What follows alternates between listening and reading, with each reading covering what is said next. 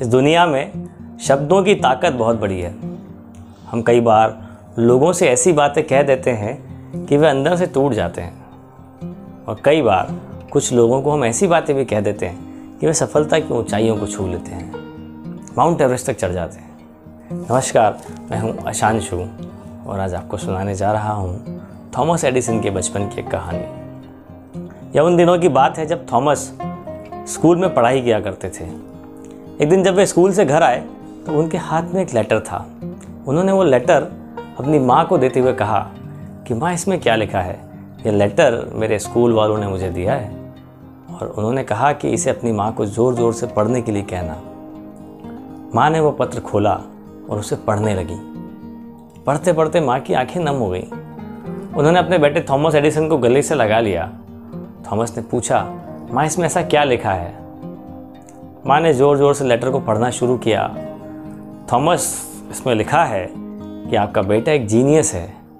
Thomas एक कमाल का बच्चा है, सुपर इंटेलिजेंट है, और इस बच्चे को हम अपने स्कूल में पढ़ा नहीं सकते क्योंकि ये हमारे यहाँ पर इतने अच्छे टीचर्स नहीं हैं। इसलिए हम एडवाइस देते हैं कि आप अपने बच्चों को अपने घर पर ही पढ़ाएं।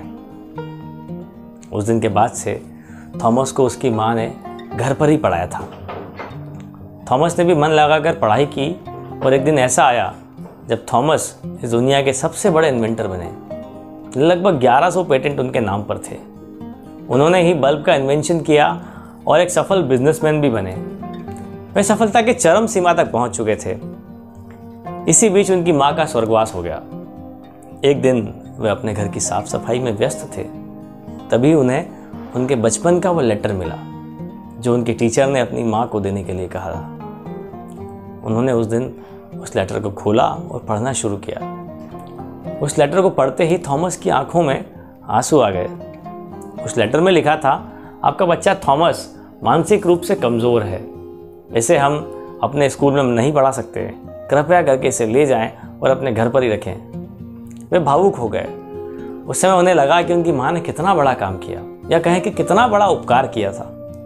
यदि उनकी माँ ने लेटर में जैसा लिखा था वही पढ़ देती, तब शायद थॉमस एडिसन वो थॉमस एडिसन नहीं बन पाते और इतने सारे इन्वेंशन संभव नहीं हो पाते।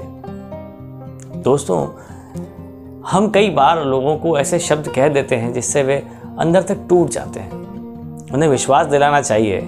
यकीन मानिए, शब्दों में बहुत बड़ी ताकत होती है। इस बात को मानिए कि अच्छी बातें शेयर करने से, अच्छे शब्दों का इस्तेमाल करने से हमारे अंदर और आसपास में सकारात्मक बदलाव आता है।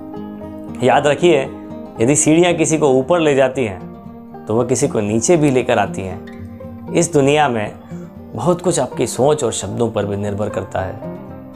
अपने शब्दों पर गौर करें, दूसरों को प्रोत्साहित करें, अच्छी बातें कहें, क्योंकि इससे आप दूसरों के अंदर साहस भरने का काम करते हैं। कैसी लगी मेरी कहानी आप कमेंट कर ज़रूर बताइएगा। नमस्कार।